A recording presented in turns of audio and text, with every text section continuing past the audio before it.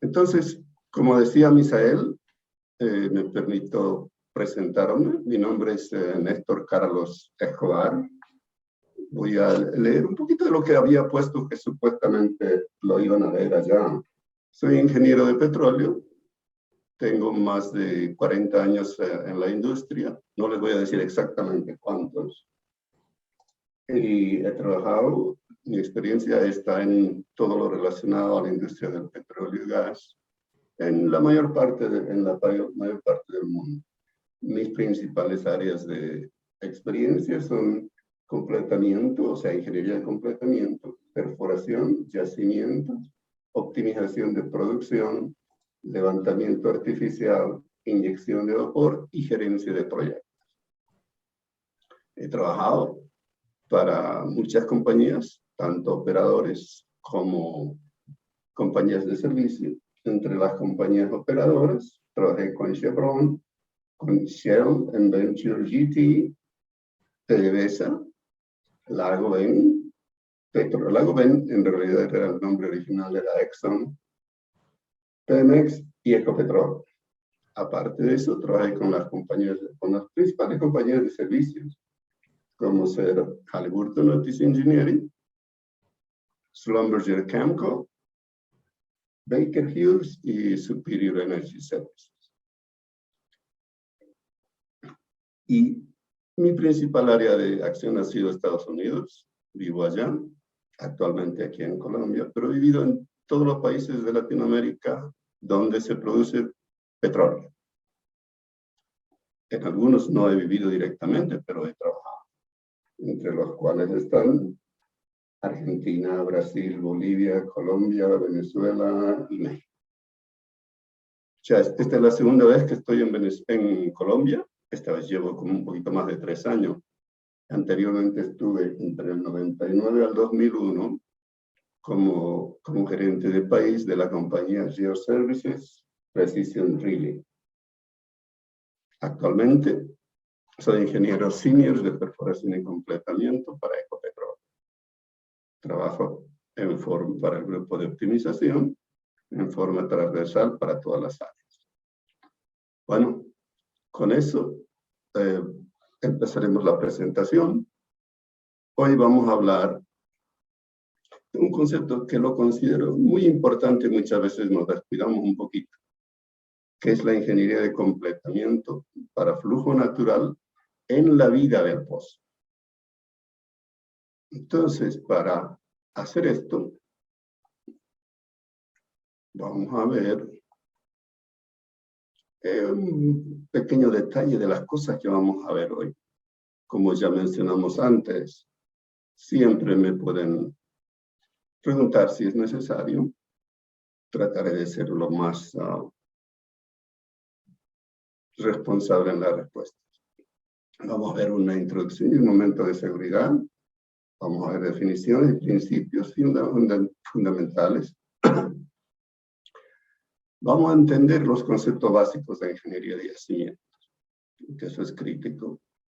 Vamos a ver la relación de entrada de flujo del yacimiento, que normalmente se le conoce como IPR.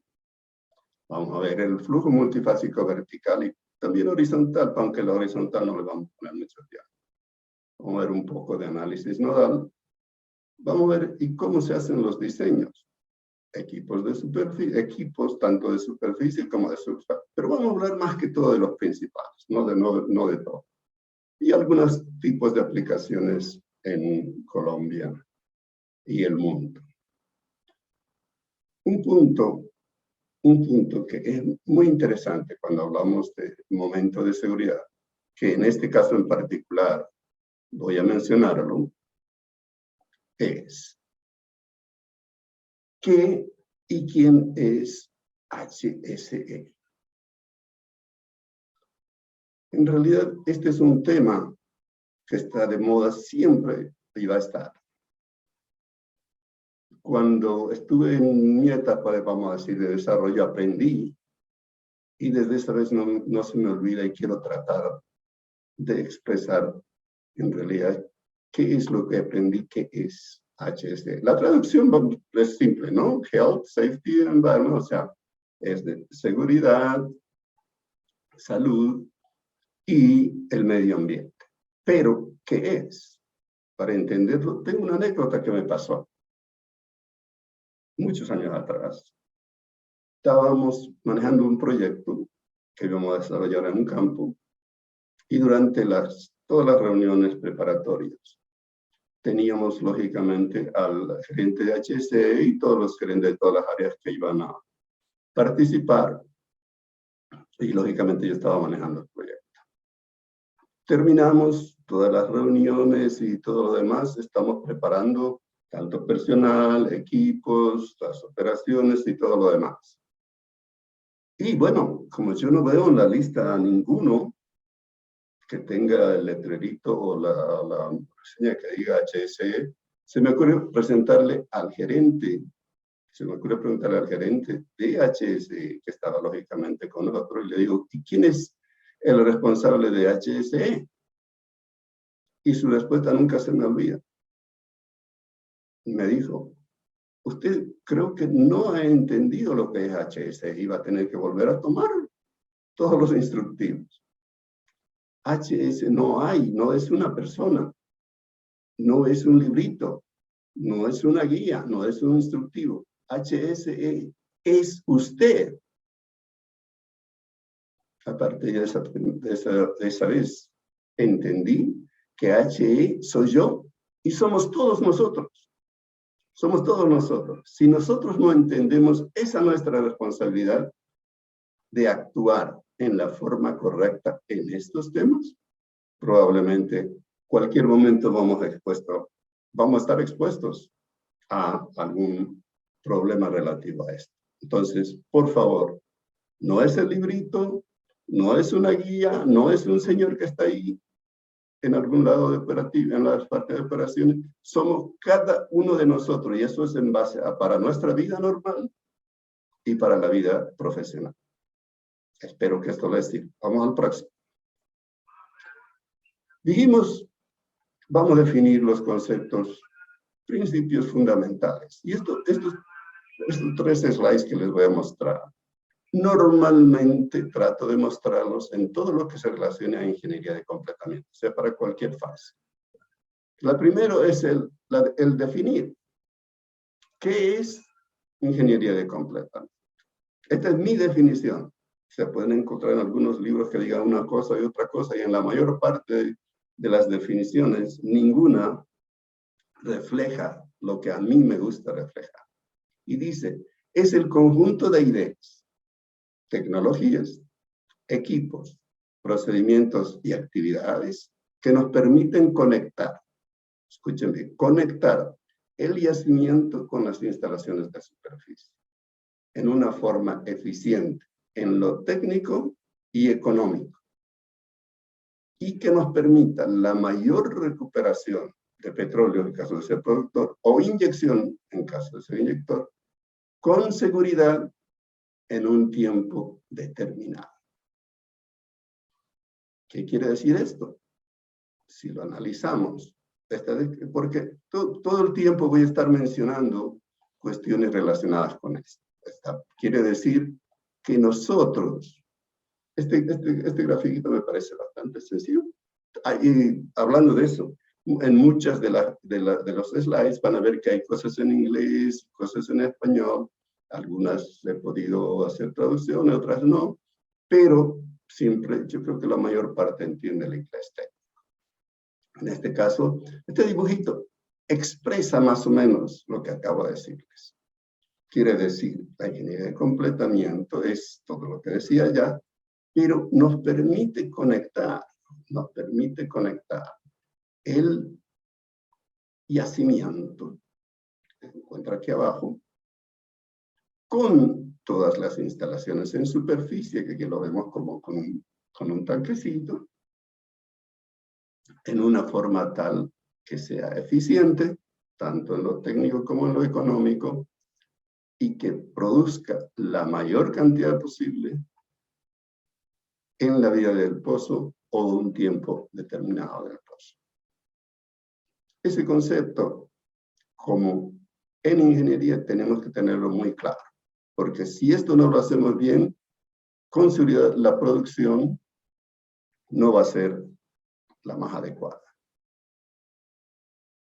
Y un punto que dijimos ahí, un tiempo determinado. O sea, que empezamos a hablar de un concepto que es la vida de un pozo. Que muchas veces no se entiende el por qué se hacen los diseños. No es simplemente bajar unos equipos y que nos resuelve ese problema. El vino perforó el pozo, nosotros le bajamos unas herramientas, y terminamos y se acabó. Ese en realidad no es el objetivo de hacer ingeniería de completamiento. Al hacer ingeniería de completamiento, para diseñar, tenemos que pensar en la vida del pozo. Tenemos que ver las opciones. Primero vamos a conocer lo que es el yacimiento y luego vamos a poner todas las etapas de que pueden suceder en la vida del pozo. Si analizamos acá, vemos el diseño, en el diseño que es el objetivo de lo que vamos a estar hablando hoy la mayor parte del tiempo. Luego la operación, que corresponde a la parte de la perforación y completamiento. Ese es el proceso de perforar y completar. ¿Qué tenemos que pensar nosotros? No es solamente esa parte, como les dije. Tenemos que pensar cómo lo vamos a operar. ¿Cómo lo vamos a operar? En la forma más eficientemente posible. Y vamos a hacer que esta operación sea la más larga posible, lógicamente de acuerdo a las condiciones del pozo. En tal forma que cuando tengamos que hacer el próximo paso, que es una intervención, hayamos tenido una operación o una vida productiva hasta ese momento muy importante. Una vez que hemos hecho una intervención, dos o una cantidad de veces, debemos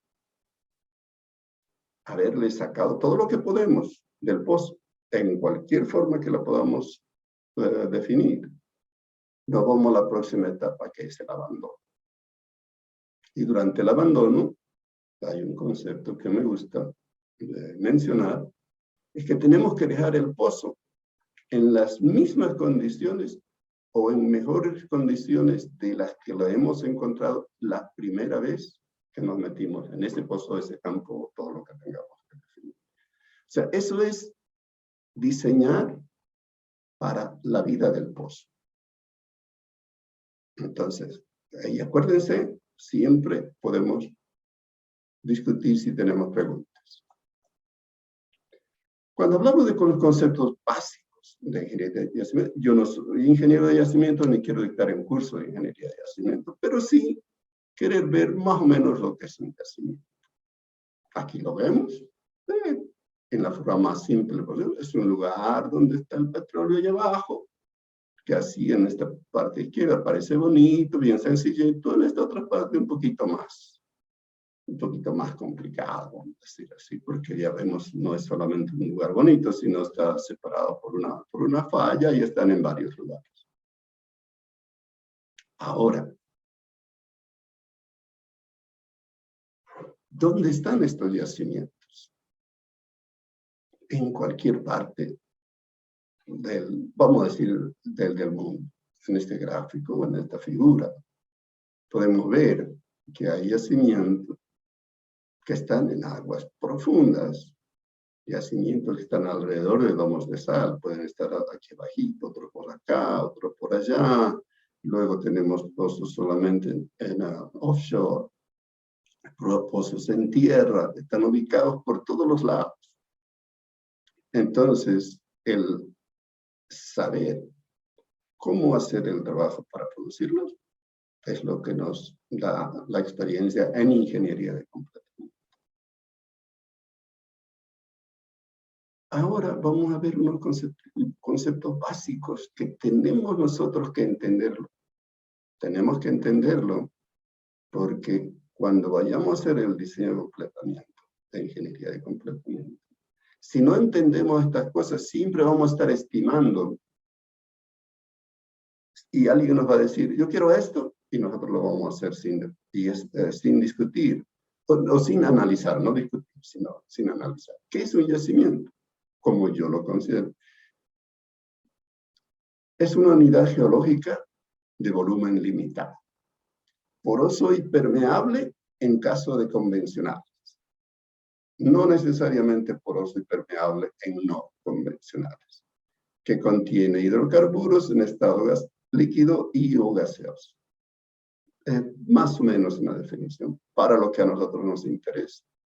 Mientras que la ingeniería de yacimientos es ese arte de conocer, desarrollar y producir fluidos carburíferos de tal forma que se obtenga un recobro máximo, eficiente y económico en un tiempo determinado. Que eso está directamente en relación con la definición que nosotros dimos de ingeniería de completamiento.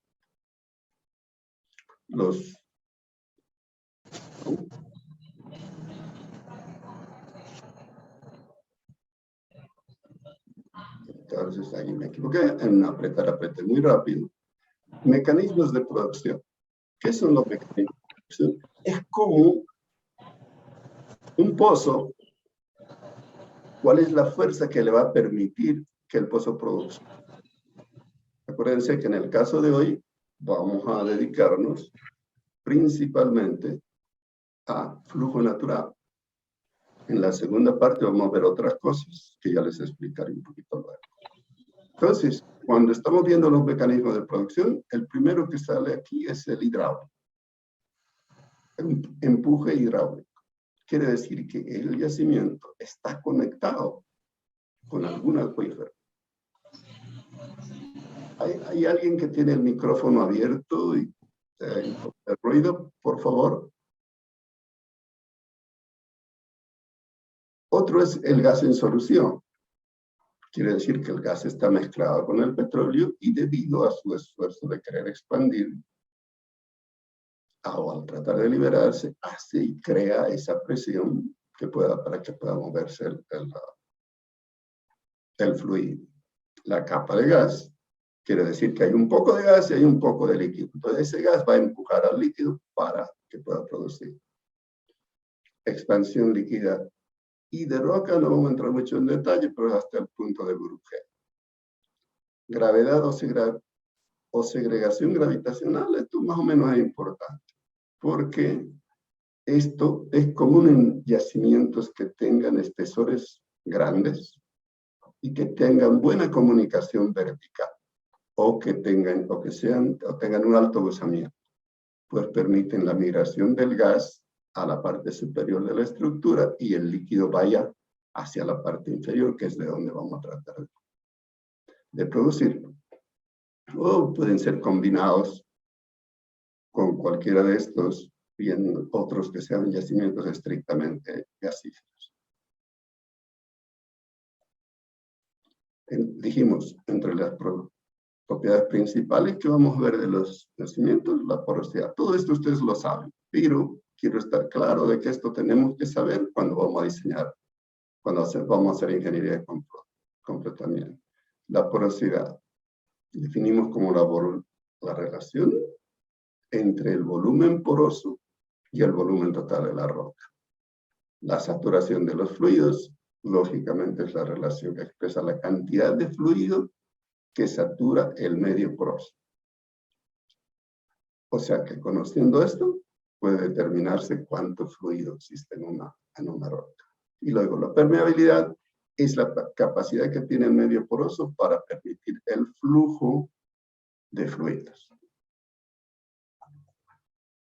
Si esto lo expresamos en una forma un poquito gráfica, vemos que estos son los granos, vamos a decir, de arena. Todos los redonditos y están en blanco. Todos los espacios que están entre negro y gris son las áreas porosas, o sea, la porosidad. Y la permeabilidad es lo que esa roca permite fluir fluidos. Para que eso suceda, esos huequitos, los puntos porosos, tienen que estar comunicados. Esto es en forma natural.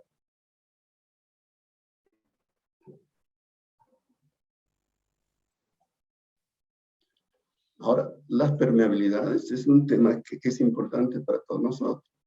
Hay absoluta, efectiva y relativa. La absoluta es cuando se mide y el fluido que está en ese espacio poroso es el 100%, o sea, es un solo fluido. La efectiva es la medida de permeabilidad a un fluido que se encuentra en presencia de otro u otros fluidos que saturan el poroso. Y la relativa es la relación entre la permeabilidad efectiva y la absoluta. Esta medida es importante en ingeniería de yacimientos y para nosotros es que da una medida como un fluido se desplaza en el medio poroso cuando está en contacto con otro. Y las propiedades del PVT consiste en determinar en laboratorio, medición, en la forma que nosotros queramos. Son las presiones, volúmenes y temperaturas, tanto de los fluidos, tanto del petróleo, agua, gas, el factor volumétrico del petróleo, la presión de burbujeo, o sea, el momento en que puede empezar a separarse el gas del líquido, la relación que existe, en este caso hablando, vamos a decir, en la formación, cuánto gas y cuánto petróleo. Y eso se llama relación gas-petróleo producido, que normalmente se lo conoce como GOR. Luego, la densidad o gravedad del petróleo, que la conocemos en grados API, la gravedad del gas, las viscosidades estáticas y dinámicas. Este concepto de viscosidad del petróleo es la medida de la resistencia del petróleo al flujo. ¿Por qué nos interesa? Porque cuando estemos nosotros analizando un pozo y tenemos un pozo que es un fluido que es muy viscoso, tenemos que tratarlo de una forma muy diferente a cuando no tengamos mucha viscosidad. Y se lo mide normalmente en centímetros. Esta definición es causada por la fricción interna generada, etcétera, etcétera. Eso en realidad no es lo más que estamos interesados. Lo interesante es saber qué es y cómo nosotros podemos analizarla y qué factores afectan principalmente a esa viscosidad. Y si vemos en este gráfico vamos a analizar solamente con la temperatura, debido a que la temperatura es uno de los factores, vamos a decir, que afecta más a la viscosidad. Y si vemos en este gráfico, por ejemplo, un petróleo relativamente común de entre 12 a 14 grados API, que tengamos a una temperatura de 50 grados Fahrenheit, va a tener una viscosidad de 100.000. Si nosotros incrementamos la temperatura, como podemos ver, si hemos llegado a 200 grados Fahrenheit, resulta que si estamos en 200 grados Fahrenheit, la curva esta nos va a mostrar que tenemos una viscosidad menor de 100. ¿Qué quiere decir? Con haber aumentado la temperatura, ahora el fluido puede fluir mucho más fácilmente. Entonces, eso lógicamente nos permite diseñar entendiendo ese concepto. Y lo mismo, hay una variación respecto a la presión, que es menos fuerte, vamos a decir, y en el momento, por tiempo, no vamos a entrar en detalle. Ahora vamos a empezar a ir a lo que más o menos nos interesa conocer. Y es la relación de entrada de flujo del yacimiento. Normalmente esto en inglés y todos ustedes lo conocen más por la sigla que es IPR, que es Inflow Performance Relationship. ¿Qué es? En realidad, esta es una, vamos a decir una curva. Les voy a mostrar un grafiquito donde va a ser la representación de lo que queremos decir. Entonces, la curva IPR, o sea, de inflow, es una relación entre presiones del yacimiento y tasas de producción. Cuando lo analizamos gráficamente, lógicamente es una representación de las presiones fluyentes, que le vamos a llamar PWFS, que es la que va a ir variando, y las tasas de, perdón, y las tasas de producción de líquido. Es la tasa de producción de líquido que el pozo o el yacimiento puede aportar para cada una de estas presiones. Es decir, que para cada PWFS existe una tasa de producción de líquido, QL, que se puede obtener de la definición del índice de productividad, que ya lo vamos a ver qué quiere decir. Pero en este gráfico es simplemente lo vamos a ver en todos los tiempos. Y esto está lógicamente en función de unas ecuaciones que principalmente nos hablan del índice de productividad.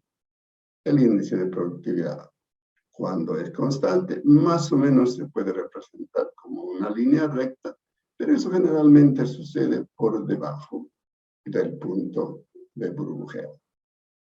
Una vez que llegamos a ese punto, esto empieza a cambiar y se convierte en una curva.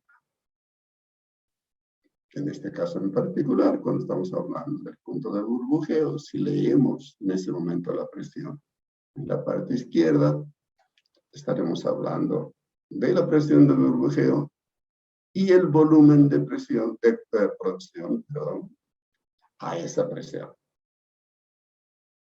Entonces, esa es una representación y la vamos a estar viendo en diferentes formas. En diferentes formas mientras vayamos hablando de lo que nos interesa. Si nosotros esto lo queremos ver, ya habíamos visto, esta es parte del gráfico ese que vimos al comienzo, de lo que pasa en el yacimiento. En el yacimiento, lógicamente, tenemos una presión del reservorio en sí o del yacimiento o en una condición estática, vamos a decir. Que lo podemos medir en un determinado lugar. No voy a entrar en los detalles de lo que hace ingeniería de yacimiento. Pero el fluido, que ese es el concepto de inflow, o del flujo en el yacimiento, tiene que tener una diferencia de presión entre la presión a condición estática y una presión a la condición fluyente, pero antes de llegar al pozo. Esa es la relación lo que está en realidad funcionando dentro del yacimiento en forma, vamos a decir, natural, con la condición que tiene el yacimiento. Luego, lógicamente nosotros, para poder utilizar ese esfuerzo, vamos a decir, que venía de acá para acá, tenemos que comunicar el pozo con el yacimiento. Generalmente eso se hace a través de unas perforaciones. Quiere decir que en el yacimiento vamos a tener la presión estática a la condición del yacimiento. Vamos a tener la presión fluyente en condición de yacimiento, que en este caso la llamamos PWS. Y luego existe una caída de presión que dependiendo de cómo se haya perforado, haya daño o no haya daño. Llegamos a la presión de fondo fluyente ya en el pozo. Pero lo que nos mide el índice de productividad es en realidad lo que la formación puede aportar con una variación de presión. Si analizamos, esta es la definición, vamos a decir, más simple que podamos hacer del índice de productividad. ¿Qué es el índice de productividad? Es la relación que existe entre producción y la diferencia entre esta presión estática y esta presión fluyente, pero todavía en el yacimiento. Esa diferencia de presión que permite que los fluidos se muevan hacia el pozo, normalmente la conocemos como drawdown. Y si en este punto no hubiera restricciones o no hubiera daño, entonces el valor este y este serían relativamente cercanos el uno y el otro. Lógicamente, esta definición y estos detalles, esta es en la forma más simple que se puede expresar.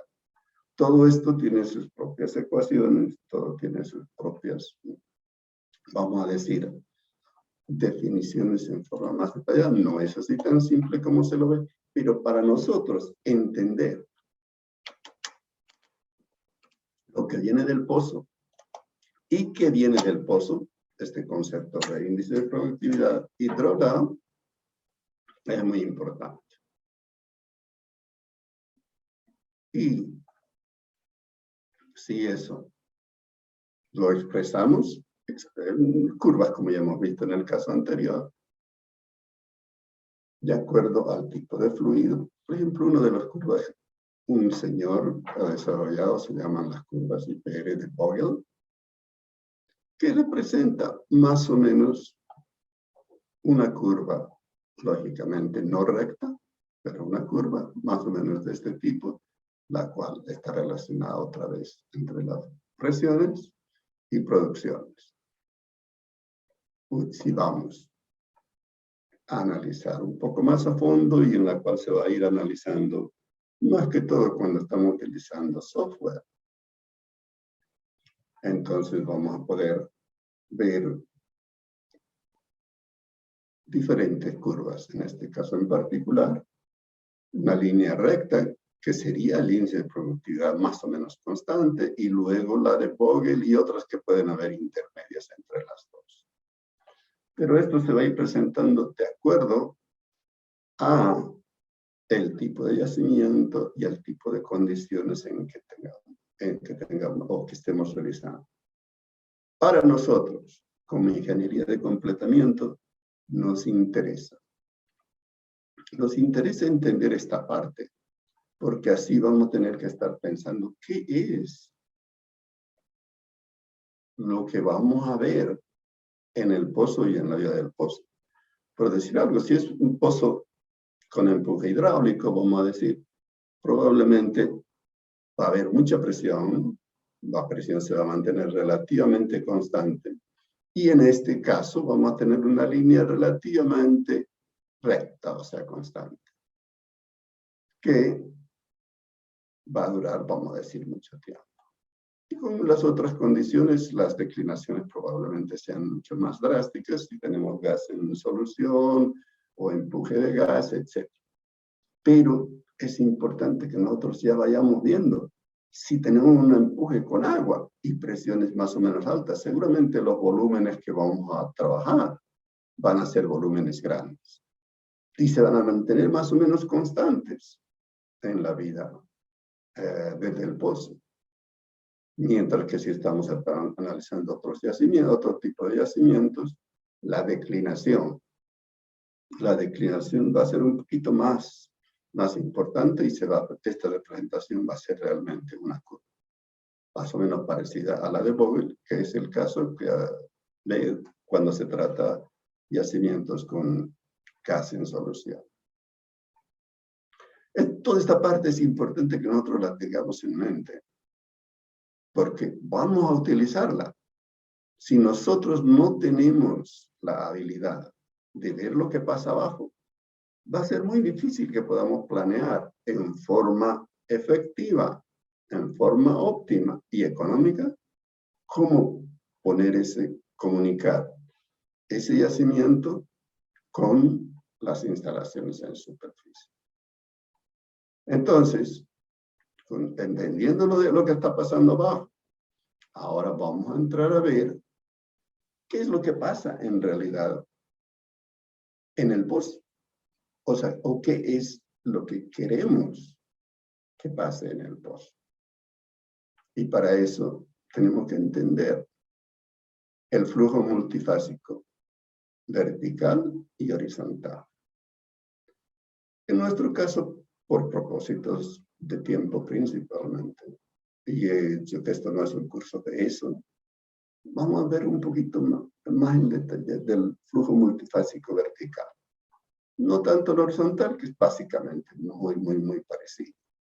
Es muy parecido. Pero lo que nos interesa a nosotros, cuando vemos el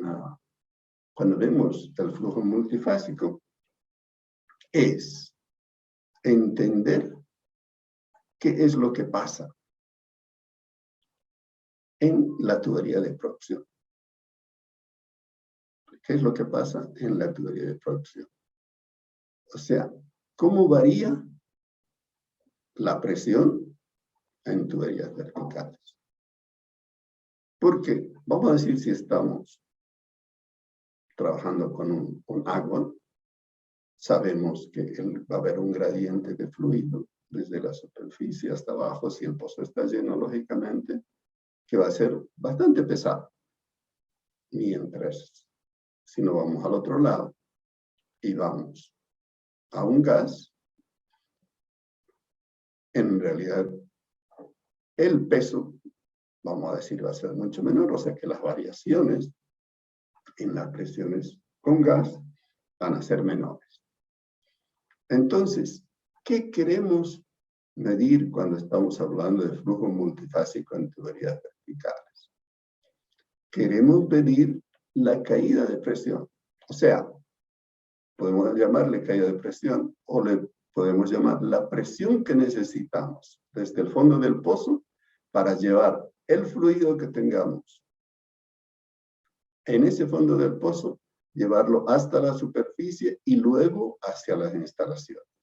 Puede ser separadores, dependiendo del tipo de instalación que tengamos. Pero en este caso en particular, nos interesa lo que pase en la tubería de producción. Entonces, esa variación, en este caso le llamamos el delta P, o la caída de presión, la podemos definir como la variación entre la caída de presión. Esto voy a leerlo aquí como dice, de presión en cualquier tubería vertical es igual a la suma de las caídas de presión debido a la primera, caída debido a la presión hidrostática o peso del fluido. O sea, es el líquido o el fluido que tengamos, cómo afecta su peso en esta relación. Vemos que es la suma de este valor más este otro valor, la caída de presión debido a la fricción.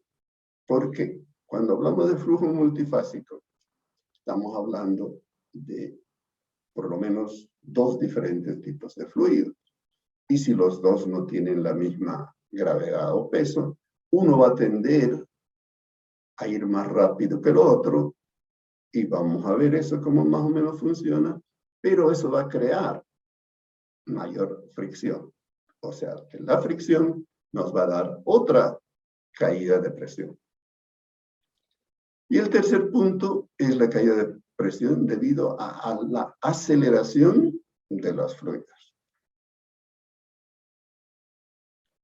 Eso, igualmente, cuando estamos en una condición a una determinada profundidad, va a haber una cierta aceleración. Pero si luego vamos cambiando las condiciones, va a ir cambiando también la aceleración.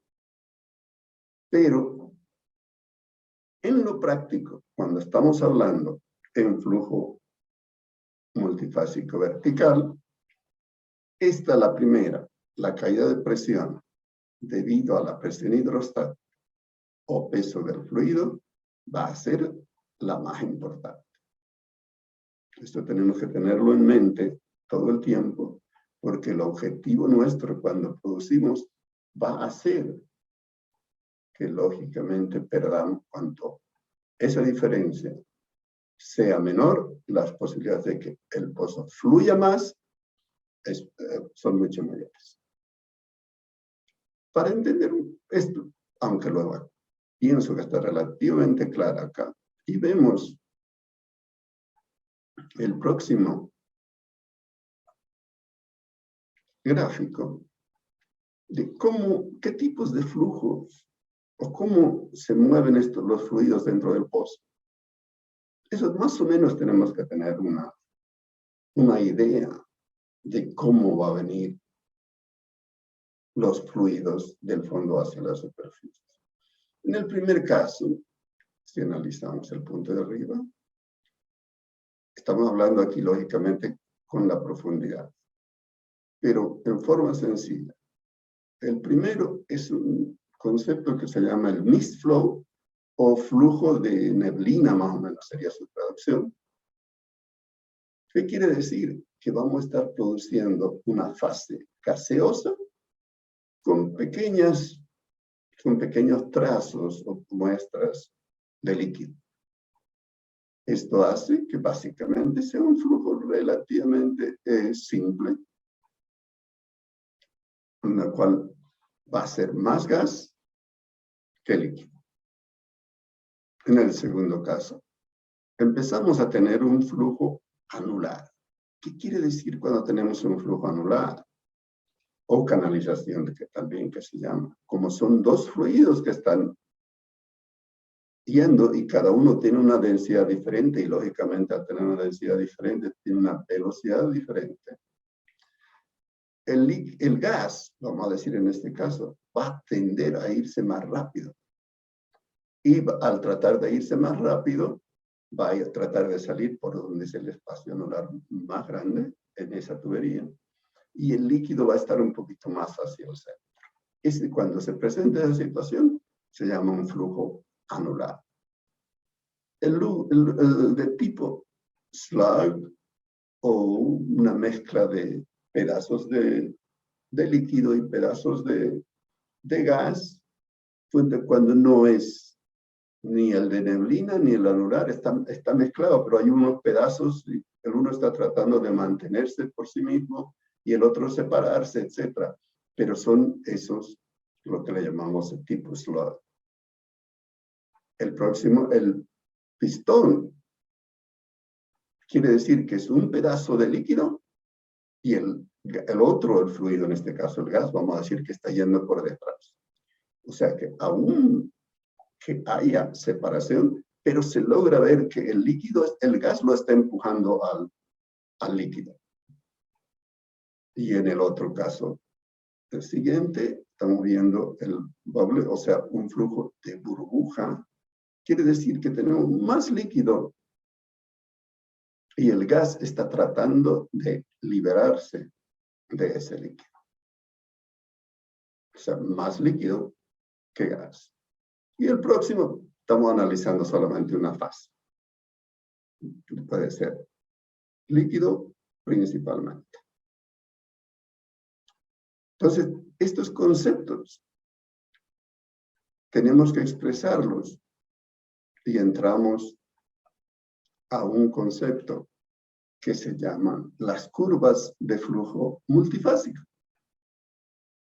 Como ven en la izquierda, estamos analizando el flujo vertical. Y si analizamos en un pozo, tenemos que empezar a entender cómo funcionan estas curvas. Este es el reflejo de lo que está o va a pasar dentro del pozo. Y esto, como lo vamos a estar viendo mucho, es importante que lo podamos definir bien claro. Si vemos aquí arriba, iremos del fondo. Tenemos aquí básicamente la presión de fondo fluyente al punto que nos interesa. En este caso, en la forma general estamos hablando de las perforaciones. A partir de ese punto tenemos una presión, que es la fluyente, ya la sabemos, y empezamos a llevar ese fluido hasta la superficie. Lógicamente esto va a depender de la profundidad y podemos tener un valor que nos refleja la presión. WH significa wellhead o la presión de cabezal. Y si seguimos, vamos prácticamente a la presión que no estemos con contrapresión, sino presión de 0 o un poquito más hacia la atmósfera. Entonces, esta curva, que es el reflejo del flujo multifásico, se tiene que dar para cada condición en particular. Por ejemplo, en este caso tenemos un diámetro de tubería, un porcentaje de agua y sedimentos, una gravedad, un valor de producción y tenemos las temperaturas en las que vamos a estar produciendo y las gravedades tanto del gas como del agua o fluido con que estemos trabajando. En el caso derecho vemos el flujo vertical, perdón, horizontal, pero en el vertical, fíjense, donde hay mayor caída de presión, en el vertical tenemos bastante, tenemos de este valor a este valor, solamente estimando. Mientras que cuando vamos al flujo horizontal, vemos que esta caída en función de la longitud es bastante menor. Por lo tanto, eso no lo vamos a entrar mucho en detalle, va a entrar más en la cuestión de flujo vertical, que es lo que en realidad con lo cual vamos a estar trabajando todo el tiempo. Estas correlaciones básicamente son ecuaciones que nos permiten calcular todo eso, lo que acabamos de decir. Fueron desarrollados hace muchos años y como pueden ver acá, estoy mostrando las más antiguas. Aquí tenemos estas 4 relaciones. La primera estamos hablando del 52, luego estamos hablando del 73 y posteriormente, estas son, vamos a decir, las originales, pero después empezaron a hacer muchos estudios, hay muchos tipos de curvas. Crearon las compañías operadoras, las que tienen mucho interés en este campo, tienen sus propias correlaciones. Lo mismo sucede con las compañías que hacen o desarrollan software para análisis nodal. La mejor forma de obtener una presión. Por favor, ¿hay algún micrófono abierto? ¿Podrían? Gracias.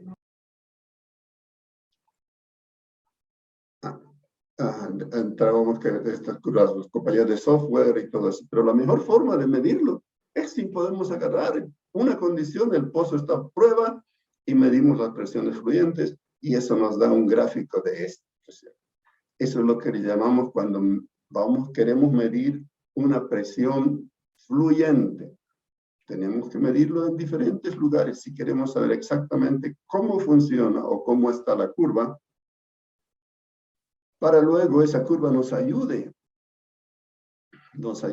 en lo que tengamos que conseguir o para qué vayamos a utilizar esas curvas. Que es importante tenerlas, porque si no las tenemos, después no sabemos qué es lo que está pasando en realidad dentro. Hoy los softwares nos dan la mayor parte de estas soluciones, pero hay que saber qué software utilizar y cómo utilizarlo.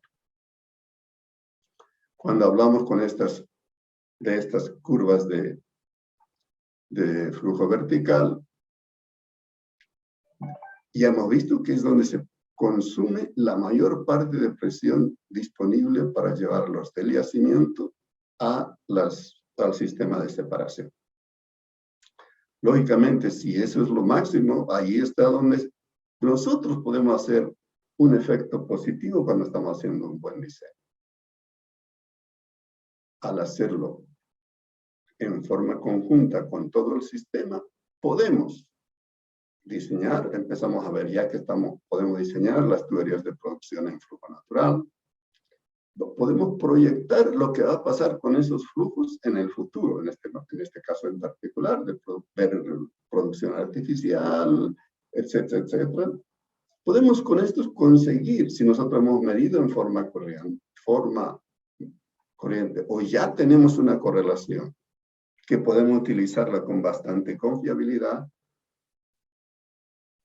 podemos obtener la presión de fondo fluyente sin tener que intervenir los pozos. Podemos ver cómo nos afecta a estas relaciones el uso de los estranguladores o los choques de producción. Lógicamente, de definir la vida fluyente de los pozos y luego confirmar todo esto si podemos, que las relaciones estén funcionando de acuerdo a las presiones medidas en la realidad. Vemos que esto es un reflejo de una curva, de una correlación de las cosas que hemos estado hablando. Esta es una referencia a cualquiera, pero ¿cómo nos representa en este gráfico? Estamos viendo que no tenemos para una condición en particular. Estamos hablando de un diámetro de tubería, una tasa de producción, un porcentaje de agua, la gravedad del petróleo y la gravedad del gas con que estemos trabajando.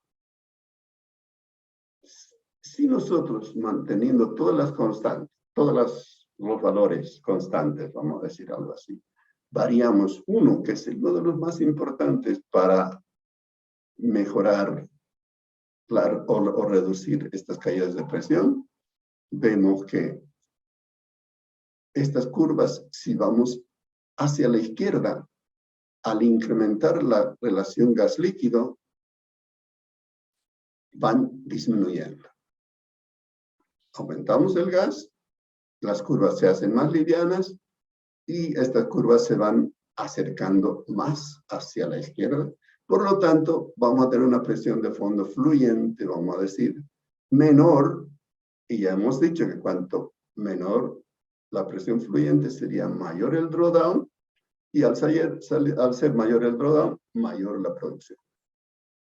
Entonces, eso es cómo funcionan estas curvas en base a estas correlaciones. ¿Qué cosas las afectan? Lógicamente, cuanto más agua tengamos, esta curva va a ser más pesada. En este caso en particular, estamos con 0% de agua. Ahora, yendo ya un poquito más, ¿cómo se representa? ¿Cómo se representan estas curvas? O sea, estas relaciones. Cuando vayamos a expresarlas en función de cómo se comportan en la teoría de producción y queremos expresar lo que esto va a ser el comienzo de empezar a ver cómo se ve en el análisis nodal. Estas curvas las vamos a ver mucho, que se llama el tubing performance o el comportamiento de la tubería de producción. Vemos en este caso que la línea de color azul es la condición original. Tenemos un porcentaje de acero y un gas líquido, gas petróleo inicial de formación, no de producción. Si esto cambiamos y incrementamos la relación gas-líquido, quiere decir que esta curva se va a hacer, como vemos acá, más liviana. Y en forma opuesta, si vemos la línea roja, que si aumentamos el peso, lógicamente esta curva va a ir yendo hacia arriba y puede ser que llegue un momento en que no pueda el pozo producir por el peso que tiene. Pero esto lo vamos a utilizar cuando estemos analizando ya el análisis nodal, que es lo que nos va a permitir ver el sistema un poquito más completo. Con lo cual entramos a este otro punto de que es el análisis nodal. El análisis nodal básicamente es una técnica que nos permite tomar un determinado punto, que en ese caso es llamado nodo, por eso el nombre de análisis nodal, donde se cumplen estas dos condiciones. El flujo de entrada al nodo es igual al flujo de salida del mismo. y solo puede existir un valor de presión para un nodo.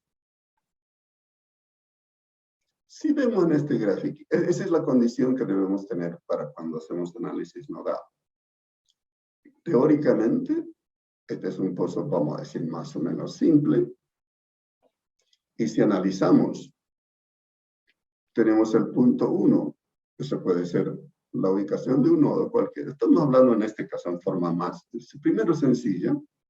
El 1 nos representa el punto de separación en superficie.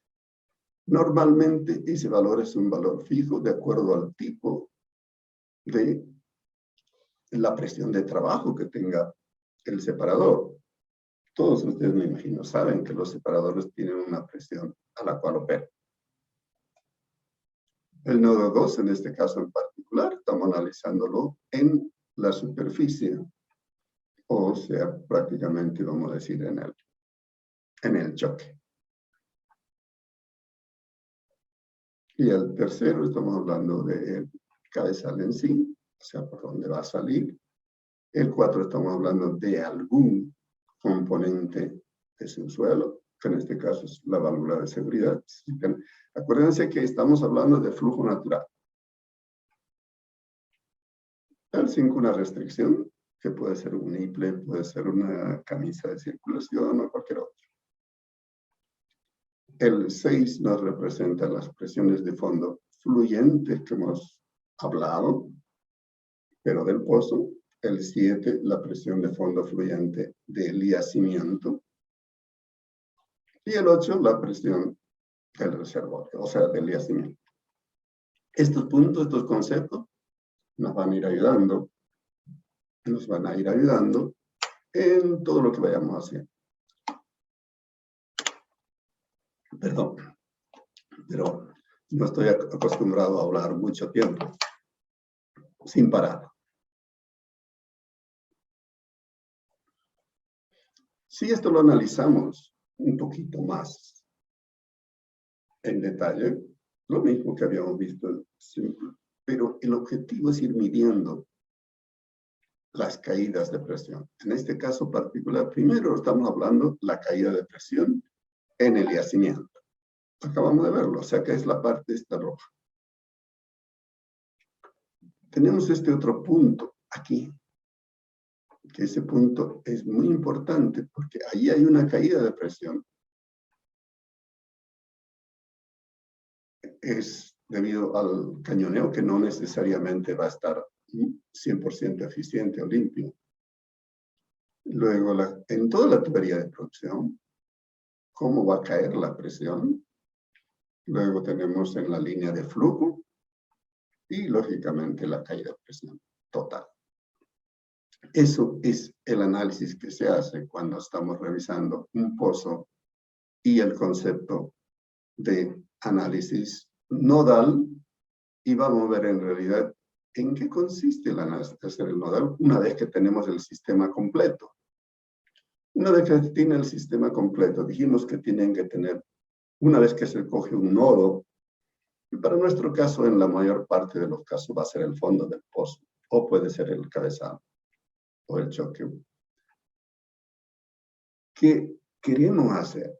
Cada punto tiene una propia ecuación que permite, lógicamente, determinar cómo se mueve y cuál es la caída, etc. Y para cada caso deberíamos ir calculando. Pero el análisis nodal nos permite, en lugar de calcular y buscar en forma muy detallosa ese punto donde ambos sean exactos, va estimando valores. Durante todo el proceso podemos estimar tuberías de producción, podemos estimar tuberías de flujo, podemos estimar los choques o estranguladores, el tipo de perforación que tenemos abajo, cualquier tipo de restricciones. Podemos estimar esos valores y preparamos, utilizando las ecuaciones, que están hechas por toda la mayor parte de las compañías de software que hacen análisis nodal. Esto nos permite crear unas curvas. Estas curvas ya las hemos analizado. Uno es el desempeño del flujo de entrada, o sea, la curva de IPR, que en este caso está con el color azul. La curva de flujo de salida, o sea, del flujo multifásico, que en este caso está por color naranja. Esta es la representación de lo que pasa y se puede hacer para cualquier punto, para cualquier situación. En este caso particular, estamos analizando básicamente del yacimiento y de la tubería de producción. Eso nos permite encontrar el punto óptimo de producción y mejor producción óptima del pozo particular que estemos utilizando. Podemos ver que puede haber producción mayor si vamos más a la derecha. Incluso llega a un punto que no les he explicado, que es la presión máxima absoluta. Tendría que tener una presión de fondo fluyente que sea reducido hasta cero, o sea que tengamos un diferencial completo, que es prácticamente imposible, porque siempre vamos a tener pérdidas de presión en el sistema. Este es un reflejo de cómo funciona el análisis nodal. Y si nos vamos al próximo punto, vemos más o menos ya en más detalle cómo cada una de estas curvitas qué nos dicen o qué nos muestran. Por ejemplo, si tenemos este pozo, en la cual tenemos esta curva de IPR, vemos que si nosotros utilizamos primero un diámetro de tubería, en este caso está mostrándolo una tubería de 3,5. Si hacemos eso, vamos a ver que obtenemos una presión de fondo fluyente, donde la diferencia entre la presión del fondo o del yacimiento con esa presión fluyente nos da lo que hemos llamado y que queremos llamar el drawdown. Por lo tanto, para ese punto obtenemos una producción. Y para otros casos que tomemos como ejemplo, por ejemplo, estamos hablando de otras dos tuberías, de 4,5, de 5,5, vemos que cuanto más grande sea la tubería, para este caso en particular, es mayor la producción. Pero eso no siempre se va a dar en todos los casos, que ya todos lo podemos saber, de que llega un punto en el cual ya el flujo multifásico para una tubería grande, dependiendo de las condiciones, se hace ineficiente. Entonces, ese es más o menos lo que se considera del yacimiento y las condiciones del flujo multifásico, tanto en superficie como en subsuelo, y llegamos a la sumatoria de todo lo que nos interesa, y eso es lo que se debe hacer cuando se hace un diseño de ingeniería de completamiento. Ahora vamos a entrar al diseño de pozos. Vamos a analizar un poco lo que son los equipos de superficie y subsuelo. Pero vamos a analizar los principales componentes. Vamos a ver cómo más o menos funcionan, porque de estos principales que vamos a más o menos conversar, lógicamente hay muchas variaciones y muchas condiciones, vamos a decir, en las cuales estos equipos varían. Y no es tan sencillito como lo que vamos a hablar en el primer caso. Entonces, cuando vamos a considerar hacer un diseño, ¿qué cosas nos interesa? Ya hemos hablado más o menos todo esto. Nos interesa conocer el tipo de yacimiento con el que vamos a estar trabajando y su mecanismo de producción. ¿Cuánto vamos a poder producir? Más o menos eso nos lo va a dar las curvas de IPR. Vamos a tener los valores, necesitamos los valores de presiones, temperaturas y profundidades. Por eso es que es muy importante que el ingeniero de completamiento esté en un contacto permanente y obtenga estos valores en forma real. Porque cuanto menos real sea la información, menos confiable, menos eficiente van a ser los resultados. ¿No? Entonces, por ejemplo, presiones. Debemos saber, debemos medir la presión del yacimiento y todas las demás que necesiten. Tenemos que saber la presencia de fluidos. ¿Qué clase de fluidos o gases? Y si son o no son corrosivos. Porque eso nos va a definir lo que vayamos a hacer. En función de eso y todas las otras condiciones, tenemos que hacer una selección de materiales. Porque dependiendo de lo que tengamos, vamos a necesitar materiales mucho más resistentes, tanto a los esfuerzos como a la corrosión, etc. En este momento no vamos a hablar mucho de los sistemas de levantamiento artificial, porque ese es parte del segundo curso que lo vamos a hacer mañana. Pero debemos siempre considerar y tener en mente cuando estamos haciendo eso. También debemos considerar si el pozo, cómo va a ser su producción y si el pozo va a tener posibilidades de producción de arena. Lógicamente, si necesitamos producir arena, vamos a tener que planear cómo se va a hacer ese control de la arena, porque no nos interesa producir arena.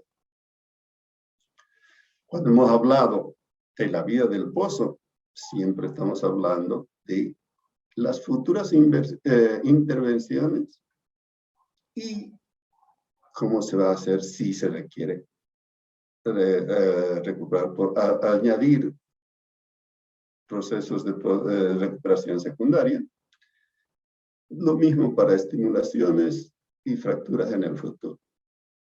Para solamente darles un punto. Si en el futuro necesitamos hacer un fracturamiento y el pozo, para hacer una fractura en esa formación, requiere, vamos a decir, 6.000 PSI.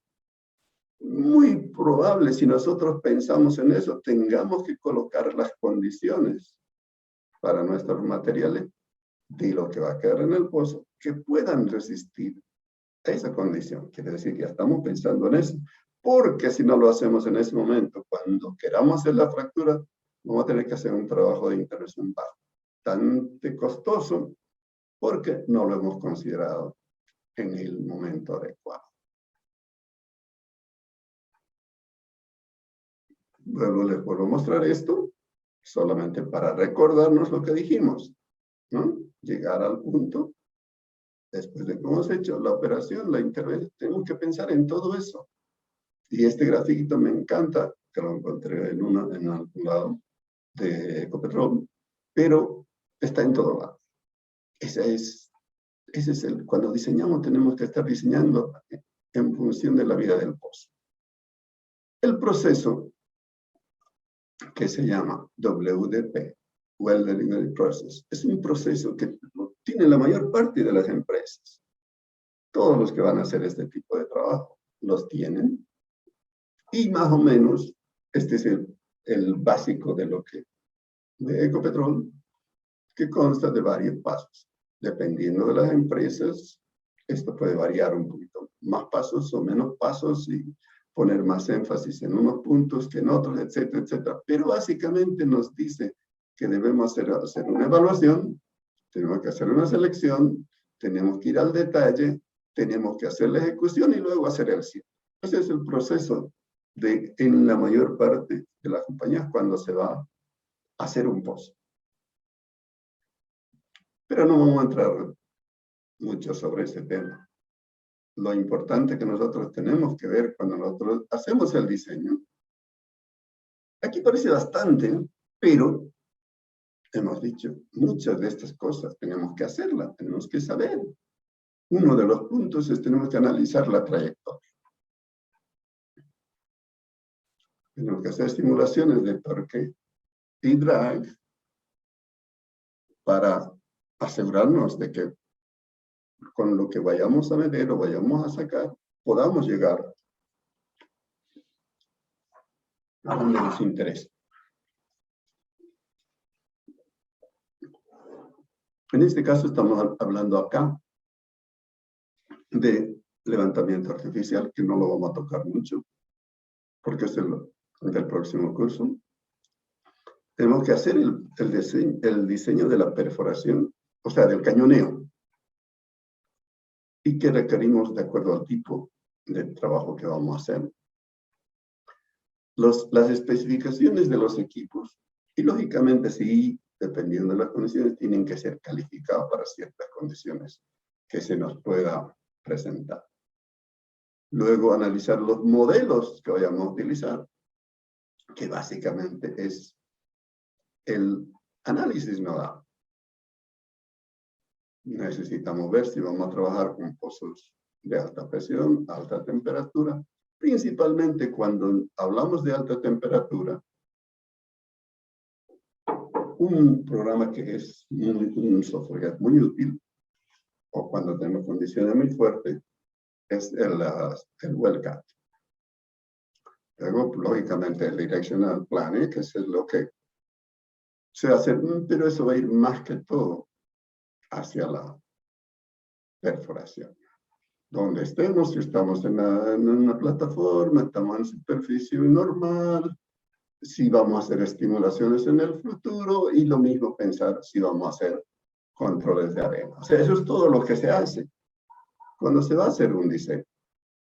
Y lógicamente cuando se va a hacer un diseño, estamos hablando de un arma que utilizamos mucho, el software, análisis nodal, que normalmente se refleja más o menos como esto.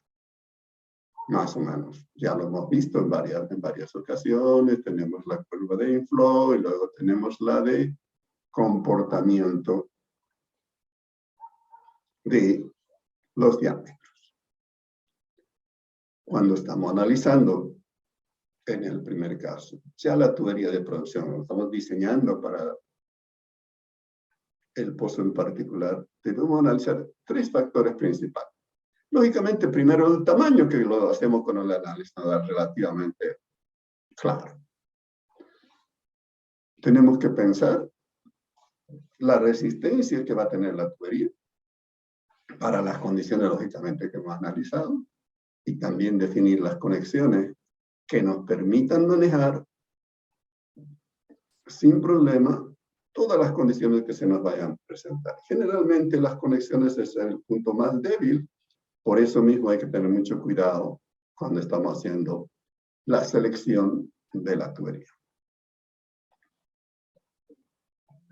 Una vez que tenemos la tubería más o menos seleccionada, lógicamente hay que hacerles unas revisiones a todas las condiciones que se pueden presentar. Y tenemos que analizar qué le va a pasar a esa tubería cuando estemos en condiciones del pozo. Ya estemos abajo, tengamos que hacer actividades, presiones, en uno o en otro sentido. Estemos hablando ya con equipos. En este caso, por ejemplo, estamos hablando del efecto de pistón. ¿Qué pasa con las presiones? ¿Qué pasa con las presiones que actúan sobre áreas? En este caso estamos viendo que está actuando solamente sobre las áreas del espesor de la tubería de producción. Y en este caso en particular, esta tubería de producción se puede mover. Entonces vemos que las condiciones de yacimiento, o sea, las presiones de abajo, van a empujar la tubería de producción, por lo tanto se va a presentar una variación de longitud. El efecto de pistón crea una variación de longitud. Otro efecto que se presenta cuando estamos analizando tuberías es el efecto de Brooklyn o pandeo. Por ejemplo, si la tubería por alguna razón no se puede mover, las variaciones nos van a hacer que la tubería no sea una cosa uniforme y puede presentarse más o menos una situación parecida a la que estamos mostrando acá. Que eso igualmente tiene una influencia en la longitud o las condiciones a las que va a estar sometida esa tubería. El próximo es cuando estamos hablando de presiones. ¿Qué pasa si, por ejemplo, bajamos una tubería donde no hay presión en la tubería ni en el anular, vamos a decir algo así? De pronto colocamos presión dentro de la tubería y en el anular que no haya presión. Por decir algo, esto hace que la tubería se mueva, se expanda. Al moverse esa tubería hacia afuera, porque no tiene algo que la está soportando, también va a cambiar de longitud y tenemos otro cambio de longitud. ¿Cómo afecta la temperatura? La temperatura a los materiales hace. Cuanto más la temperatura, el material se expande. Cuanto menor la temperatura, lógicamente se puede contraer. Si hemos hecho nuestras bases en base a una de nuestros cálculos a partir de una determinada temperatura, si estamos más altos, se expande, y si estamos más bajos, se contrae. Tenemos que entender todo eso cuando estamos analizando las temperaturas. Y cuando hablamos de temperaturas de flujo o de fluidos que tenemos en el pozo, vemos que se presentan diferentes condiciones. Diferentes condiciones. Cuando estamos, por ejemplo, no voy a entrar en detalle, pero por ejemplo, cuando estamos haciendo una inyección de un tratamiento, la temperatura a la que inyectamos se va a mantener y va a llegar al fondo del pozo mucho más frío de lo que tiene el fluido dentro del pozo. O sea que las variaciones de temperatura van a estar entre esta y esta. Esta es, por ejemplo, cuando estamos produciendo un fluido caliente en bastante volumen, la temperatura en superficie va a ser alta y abajo va a estar alta también. O sea, todo esto tenemos que entenderlo cuando estamos haciendo el diseño de ingeniería. Estamos hablando de los fluidos, cómo afecta la temperatura. Ahora, si nosotros vamos al próximo punto, que es el de hacer una relación de esfuerzo. ¿Qué tipo de tubería vamos a escoger? ¿Qué tipo de material? ¿Cómo se va a comportar ese material con las condiciones que tengamos dentro del pozo? ¿Cómo es el costo de esas tuberías? Porque puede ser que nos escojamos lo mejor que podemos para ese pozo, pero si es demasiado caro, tampoco podemos irnos porque el proyecto lo podemos complicar. Y si analizamos un poquito la selección de materiales y el gráfico de esfuerzo de formación, podemos ver acá que existe una parte, o sea, un triángulo, que es el que está marcado aquí con la parte gris, donde tenemos que los materiales están dentro de una zona elástica. ¿Qué quiere decir? Que en esa área nosotros vamos a poder trabajar con una determinada material, con una determinada tubería, y una vez que movamos las condiciones, ese material va a volver a su condición original. Por eso se llama la zona elástica. Pero ¿qué pasa después de la zona elástica? Aquí entramos varios detallitos de cómo cambia eso una vez que llegamos al tope de ese punto del límite de la zona elástica. Entonces vemos que hay 3 puntos, el A, B, C, que básicamente va a hacer que estemos trabajando en una zona de riesgo, porque puede ser que no logremos volver a lo que nos interesa. Por lo tanto, si se deforma y no vuelve a su condición original, esa tubería cambia sus condiciones. Entonces, eso ya tenemos que tener mucho cuidado, porque conforme vayamos aumentando los esfuerzos, lleguemos a cierto punto, seguimos aumentando, seguimos analizando esto, llega un momento en que va a haber un punto en que se va a deformar en forma completa e incluso va a haber un punto de ruptura. Entonces, eso tenemos que analizarlo. Tenemos que analizarlo porque tenemos que saber qué es lo que va a pasar con los materiales que vamos a tener para las condiciones en que estamos trabajando. Ahora, eso tenemos que analizarlo también en función de costos. Por ejemplo, lo más sencillo, más económico, dice aquí el low carbon steel, o sea, el J55. Lógicamente es el más barato, fácil. Si logra con ese cumplir todo lo que necesitamos, perfecto. Y si no, tenemos que ir incrementando. Tenemos que ir incrementando y empezamos a analizar materiales más fuertes, grados más importantes, pero también mucho más costosos, entre los cuales empezamos los de aceros normales, luego vamos a aceros inoxidables y muchos componentes adicionales que pueden hacer que los materiales sean mucho más resistentes de lo que en realidad se pueden conseguir con los materiales sencillos, con los materiales más económicos. Pero lógicamente, conforme vamos en esta dirección, el costo va subiendo de alto. Entonces, el momento de definir, como lo habíamos dicho anteriormente, tenemos que estar claros que tiene que ser eficiente, pero también tiene que ser económico. Tenemos que ser mucho más realistas en la selección. Ambos conceptos siempre estén presentes, tanto lo económico como lo técnico. Así como seleccionamos tuberías, diámetros, etc., también tenemos que seleccionar los elastómeros.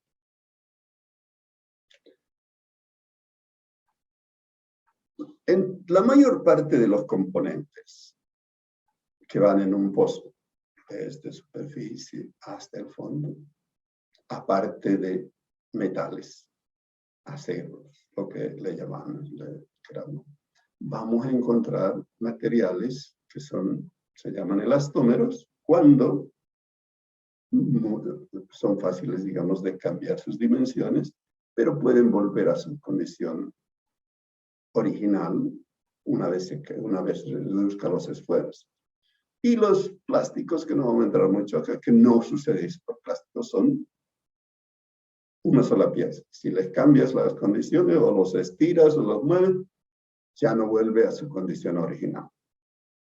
Entonces, no voy a entrar en ningún detalle, pero, por ejemplo, cuando se hace un análisis de elastómeros, podemos utilizar una tablita como esta, donde se analizan las condiciones en las cuales vamos a estar trabajando y luego se ven los tipos de elastómeros que pueden aplicarse para esa situación en particular.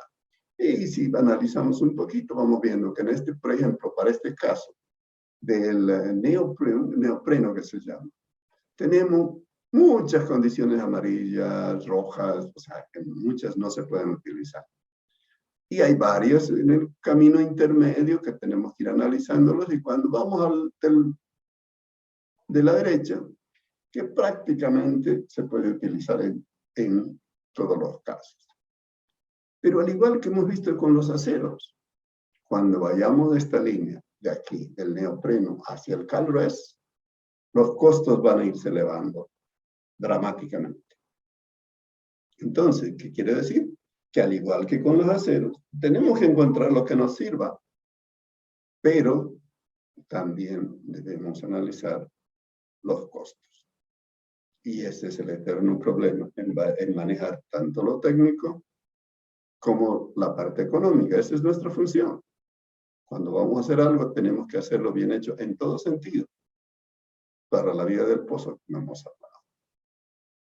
Entonces, si analizamos, con eso tenemos básicamente, ya hemos definido los materiales, tanto en tuberías como en componentes elastoméricos o plásticos.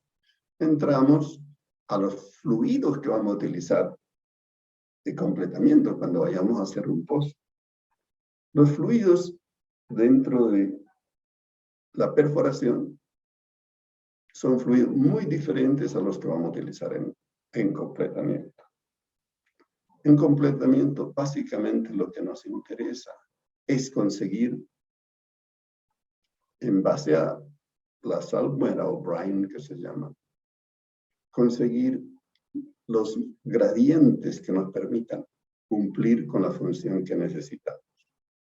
Pero no nos interesa que haya precipitación, no nos interesa que haya sólidos, vamos a decir, en estos fluidos. Y si analizamos esta tablita, podemos ver que todos estos productos son las bases para preparar los brines o las salmueras, que son básicamente los fluidos de completamiento.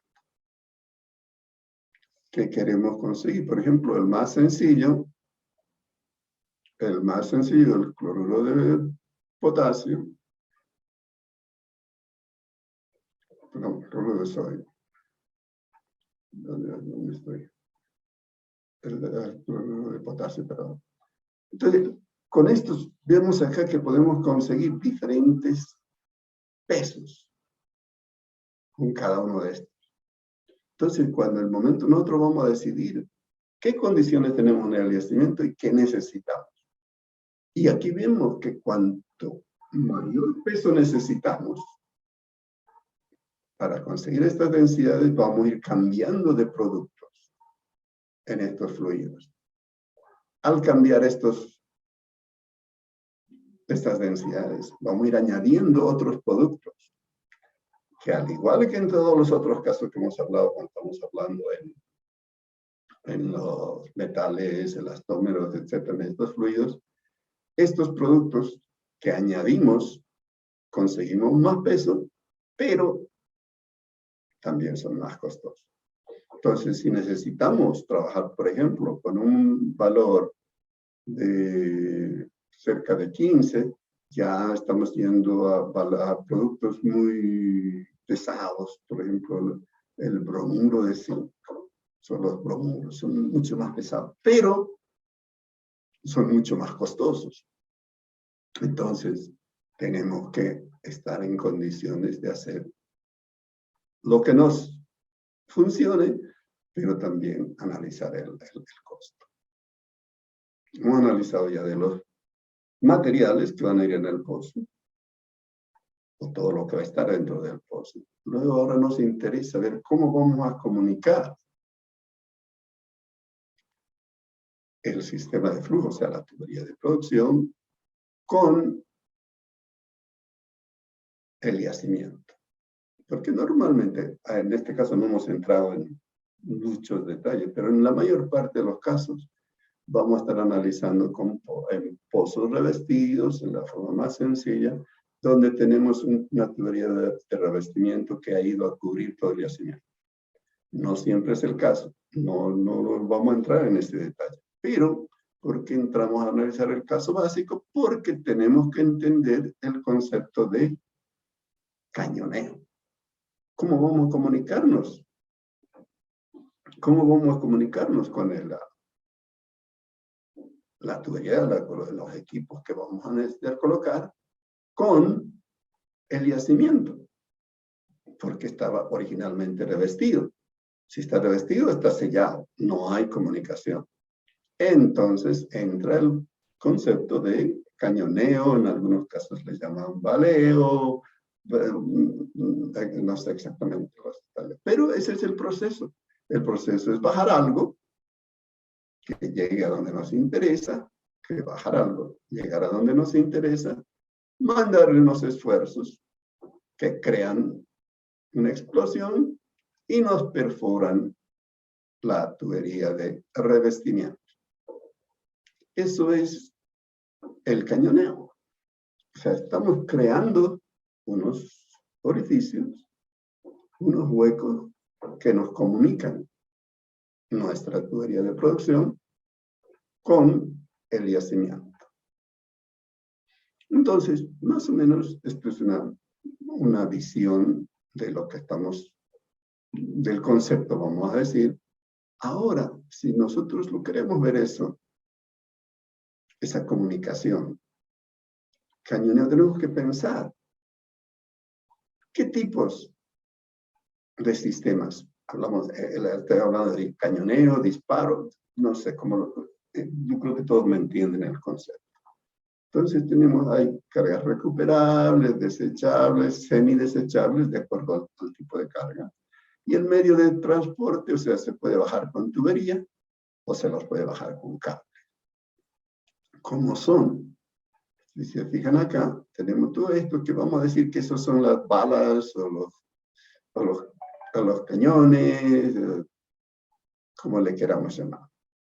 Y si lo analizamos esto un poquito más en detalle, vemos que aquí tenemos un punto de detonación, que es el que va a estar conectado a lo que nosotros tenemos en superficie. Vamos a decir en la forma más sencilla, cuando vamos a bajar con cable, el cable va a estar conectado en una forma tal que se va a conectar con todo aquí que le podemos llamar bala o cañón, lo que sea. Tiene un punto en el cual va a empezar el proceso, tiene una cámara donde está el explosivo, tiene una camisa o liner, vamos a decir, que es en forma cónica en la mayor parte de los casos, y tiene el case, que es lo que cubre o lo que maneja o lo que contiene al explosivo. Una vez que nosotros enviamos la carga, esto todavía no ha sido activado. En el mismo punto, comunicamos con ese punto que nos interesa conectar. Una vez que conectamos con ese punto, esta fuerza empieza el explosivo a expandirse, a moverse, vamos a decir, en forma rápida. Una vez que va a llegar al liner que decíamos, empieza a empujarlo, entonces, yo estoy moviendo en el otro lado. Una vez que pasa esto, empieza a crecer ese explosivo y rompe y empuja y crea esta fuerza que nos va a crear el orificio o el hueco de lo que estamos hablando, que es el cañoneo. Una vez que ha pasado eso, estamos comunicados. En este caso estamos hablando de la forma más simple de hacerlo. No vamos a entrar en detalles de cañoneo, pero sí tenemos que saber que cuando hacemos esto, eso lo podemos hacer en diferentes ubicaciones. Podemos bajar las balas, por decir algo así, en diferentes formas. Y eso se llaman las fases. ¿Cómo está orientado? Puede estar orientado en 0, uno solo, en 180, en 120, 90 o en 60. ¿Qué quiere decir? Que las balas van a ir en diferentes direcciones, de acuerdo a lo que nosotros hayamos diseñado y de acuerdo a lo que sea mejor para nuestro caso en particular. Y los huequitos los vamos a definir. Vamos a definir las fases, vamos a decir cuántos huecos queremos hacer y además el diámetro de cada hueco o cada orificio. Todo eso es parte del diseño, que debemos hacerlo en cada caso en particular y va a ser diferente para cada caso. Una vez que hacemos eso, tenemos los huecos, vemos ahora cómo es la geometría de lo que hemos hecho, o qué es lo que nos interesa, cómo haya quedado. Aquí vemos que este es el lugar donde hemos originado, este es el liner o el casing, o sea, la tubería de revestimiento. Hemos empezado algo aquí. Al salir de la tubería de revestimiento luego hacia la parte exterior, donde está el cemento, eso se va a abrir y va a crear un poquito de, vamos a decir, residuo, una deformación en el revestimiento. Al comienzo, cuando estamos en el cemento, el hueco, la explosión lo va a hacer que se vuelva un poquito más grande y a partir de ahí va a ir haciendo lo que se llama la penetración. Perdón. La penetración. Entonces, vemos que esto va a depender del tipo de esfuerzo que vayamos a hacer esto. En unos casos puede ser más largo, en unos casos va a ser esto más el diámetro mayor, pero lo que nos interesa que esta longitud sea lo suficiente para pasar primero el cemento, lógicamente, y la formación, y comuniquemos la formación lo mejor que podamos. Entonces, lógicamente, vamos a tener unas condiciones interesantes para poder fluir. Vamos a apurarnos un poquito.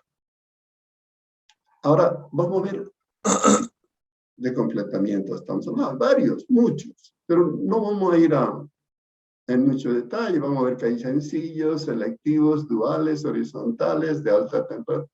Y en los avanzados, estamos hablando con control de arena, con multilaterales inteligentes. En lo que estamos hablando hoy, estamos hablando básicamente de flujo natural. En la próxima etapa de mañana vamos a hablar de levantamiento artificial y control de arena. Y el tercer día vamos a hablar de pozos inteligentes y además de pozos para no convencionales, cómo se hacen los pozos no convencionales. Y cuando hemos hecho esto, vamos a analizar un poquito los equipos. Ahora necesitamos ver los equipos. ¿Qué va dentro de un pozo? Porque normalmente cuando vamos a un pozo, esto es lo que vemos por fuera. El pozo en cualquier lado vemos lo que comúnmente se le llama el arbolito de Navidad. Cabezal, como le queramos llamar. Una vez que esto está instalado, si lo queremos ver un poquito más en detalle, vemos todos los componentes que llevan un cabezal. Para flujo natural, ¿no? Dependiendo, va a tener varios componentes, vienen por acá, aquí es la T, donde va a ir estos lados van a salir lo de la producción, aquí arriba, aquí no te da el nombre, pero esto normalmente se llama una válvula de Schwab, que te permite hacer las operaciones en el suelo, controla presiones anulares, donde está colgada la tubería, revestimiento y todo lo demás. Y esta es una fotico de lo que es en aguas profundas. Y un pocito cuando está diseñado, uno de los más simples para flujo natural, no en todos los casos, lleva una válvula de seguridad de subsuelo, especialmente en pozos que no son muy complicados.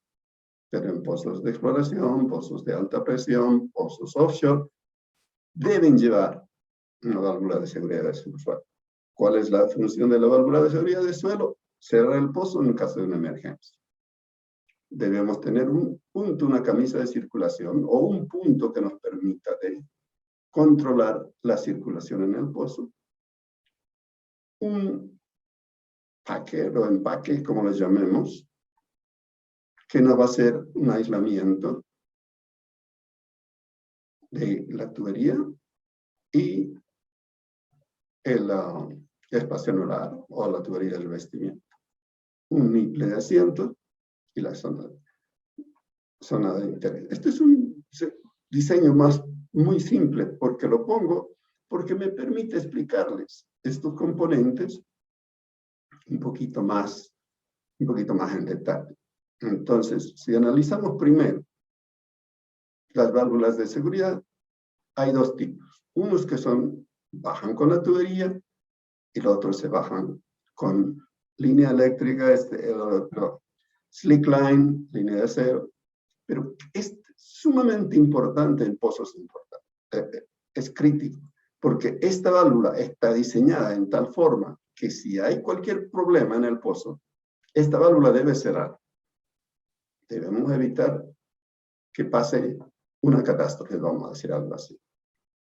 Esta válvula solamente tiene esa función, cerrar el pozo en un caso de emergencia. En una explosión de superficie, explotó el pozo, la línea de flujo, lo que sea. El pozo, esto tiene la función de cerrar el pozo. Cuando hablamos de packers o empaques, la principal función es la de aislar la tubería de producción biolaboral.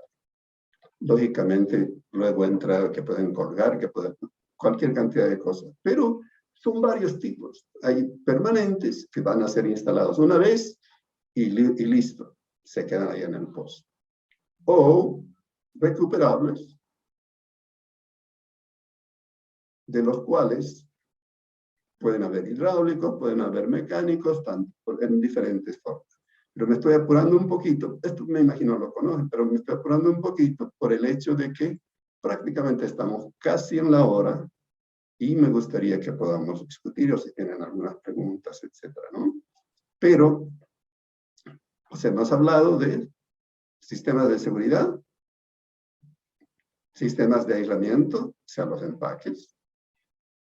Otro punto que es muy importante en una implantación es los equipos de control de flujo. Los equipos de control de flujo nos permiten mover fluidos en una o en otra dirección, parar, seguir, muchas cosas. El más común, que se utiliza prácticamente en la mayor parte de los casos, es una camisa de circulación. Y el otro que sirve son los nipples y los equipos que sirven para colocar tapones o hacer cualquier otro tipo de pruebas en una o en otra forma. Pero estos son equipos que nos permiten controlar el flujo en su suelo.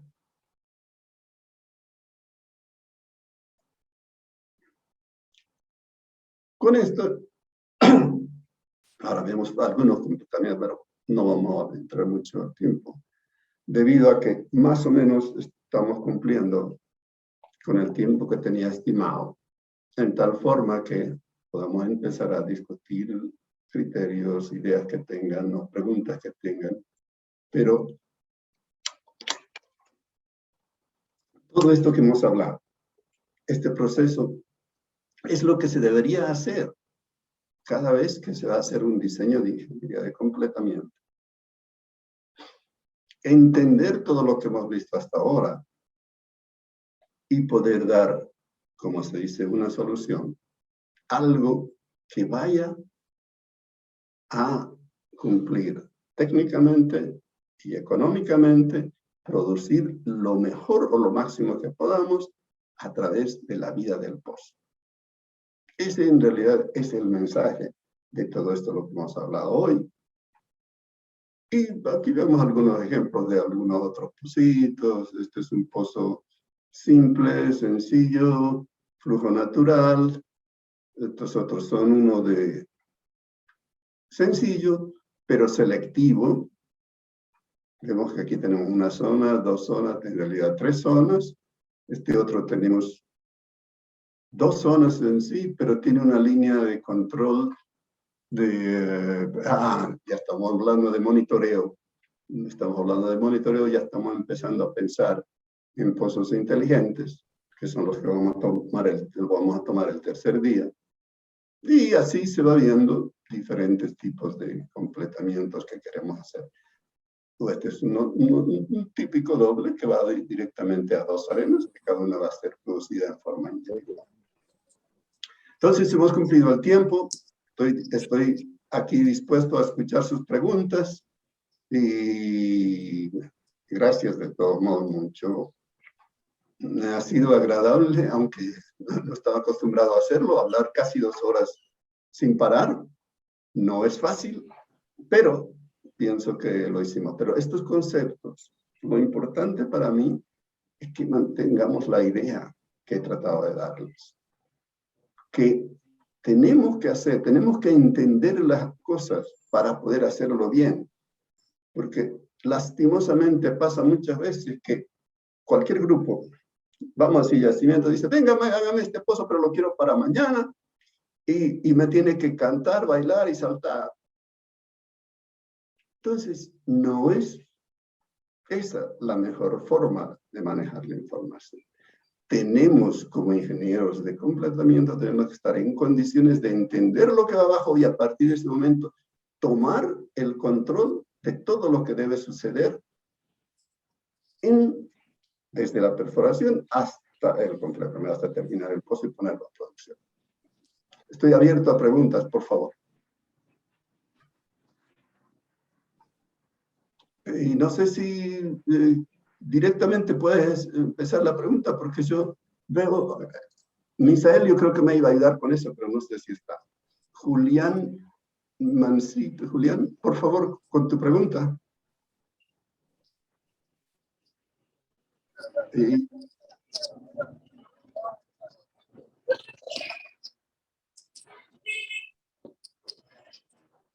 En realidad no escucho bien, no escucho bien. Ingeniero, hubo dos preguntas inicialmente en el chat, en el medio de su conversación. Ok. Y ya se las voy a transmitir, ingeniero. Perfecto. Dice una, ¿cómo se sabe cuál es el mecanismo de producción? Preguntó Marcos Vela. El mecanismo de producción. En realidad, justamente es por eso que tenemos que entender las condiciones de yacimiento. Tenemos que conocer el yacimiento, ¿qué nos va a dar? ¿Qué vamos a poder, con qué tipo de yacimiento vamos a poder trabajar? En función de eso vamos a conocer, utilizando las curvas de IPR, definir qué es lo que el pozo nos puede dar. En lo que hemos hablado hoy, vamos a mantenernos, y nos hemos dicho, es un pozo de flujo natural, es un diseño de un pozo natural. Quiere decir que las condiciones del yacimiento son suficientes para que el pozo pueda fluir en forma natural.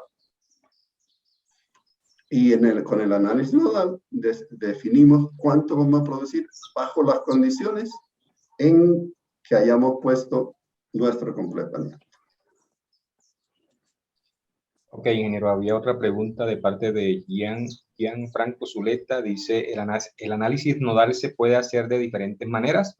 Si es así, ¿cómo sabemos cuál es la mejor configuración del análisis? En realidad, el análisis nodal es una técnica que fue originalmente desarrollada por un grupo dentro de Schlumberger que se llamaba Flow Petrol Juston y fue utilizado más para well testing y para gas lift. Esa fue las ideas originales, pero luego se aplicó prácticamente para todo. Entonces, todo depende de la compañía o del software que utilicemos, que ese refleje todo lo que hemos hablado hoy, que refleje las condiciones tanto de yacimiento como de la tubería de flujo e instalaciones de superficie. Si ese software nos refleja eso bien, perfecto. Y le hemos puesto la información adecuada, eso nos va a salir un buen diseño. Pero recuerden siempre que todo esto, softwares y todo más, simplemente son programas que utilizan ecuaciones para realizar cálculos. Si la información que se ha introducido no es la mejor, no importa el tipo de software que sea, los resultados no van a ser los adecuados. Entonces, el saber manejar esa parte hace que el diseño sea lo mejor posible. Entonces, el análisis nodal simplemente facilita ese trabajo, nada más. Por ahí creo que tengo otra pregunta de alguien. Alberto Valencia. Buenas, ingeniero Néstor. Este es Alberto Valencia, el director ejecutivo del Consejo Profesional de Ingeniería de Petróleos. Un gusto. Un gusto.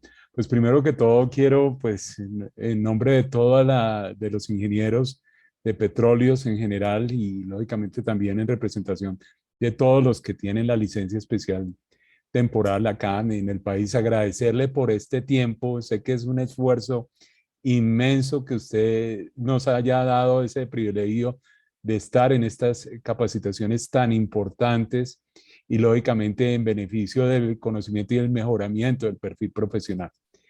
De veras que he estado participando acá y me parece pues una presentación de primer nivel. Pues nuevamente reitero ese agradecimiento enorme y lógicamente espero que digamos, tengan en cuenta de que no solamente es esta capacitación que está disponible, ya coloqué un link para que invitar a todos los ingenieros a que se suscriban en el canal de YouTube donde hay más de 50 capacitaciones y lógicamente lo que queremos es a través de estas capacitaciones mejorar el buen nombre de la industria del petróleo, que pues como sabemos todos ha sido tan atacada y lógicamente con base al conocimiento es que podemos llevar a transferir esos conocimientos a nuestros, digamos, compañeros, a nuestra familia, a nuestros amigos, para que tengan más sentido común de lo que nosotros hacemos es construir futuro para Colombia. Muchas gracias, señor Sí. ingeniero Néstor. Gracias Alberto. Un pequeño concepto más sobre eso. No quería entrar mucho en ese detalle, me estaba en lo técnico solamente. Pero generalmente la crítica es por falta de información o falta de conocimiento. Porque la industria petrolera, es en la que nosotros trabajamos, es la industria que ha creado más bienestar a toda la humanidad, vamos a decir, en los últimos 100 o más de 100 años, que ha creado mayor bienestar.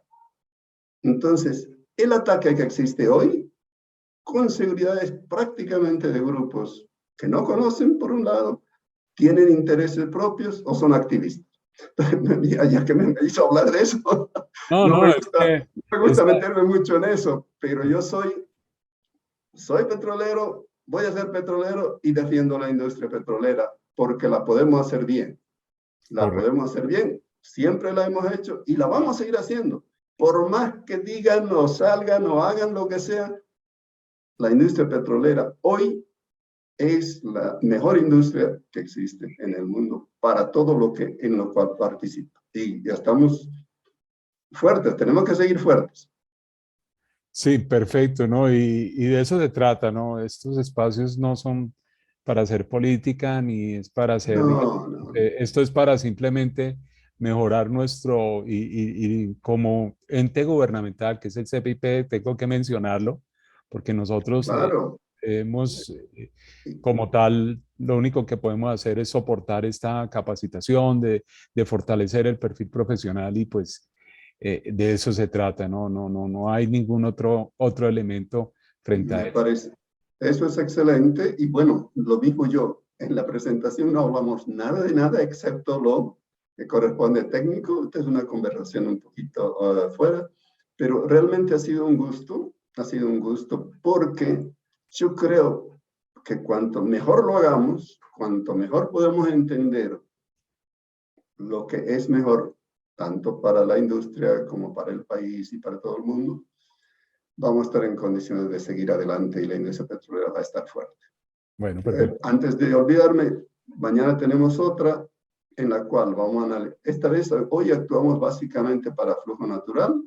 De mañana vamos a analizar condiciones de levantamiento artificial, completamientos para levantamiento artificial. Uno de los temas que aquí se ve muy poco, que es el levantamiento artificial por gas, y ingeniería para control de arena. Eso el día de mañana.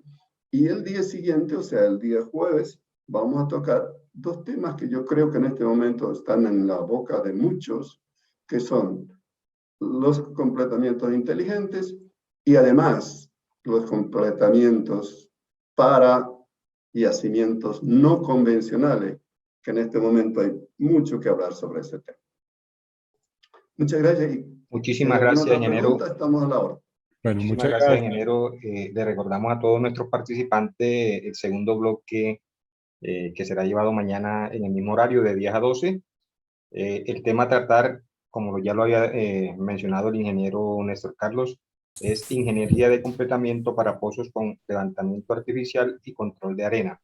Estaremos publicando en nuestras redes sociales y en nuestro sitio web un enlace de YouTube para aquellas personas que de pronto entraron un poquito tarde y no tuvieron el acceso debido a que tenemos límites en nuestra sala de 100 personas.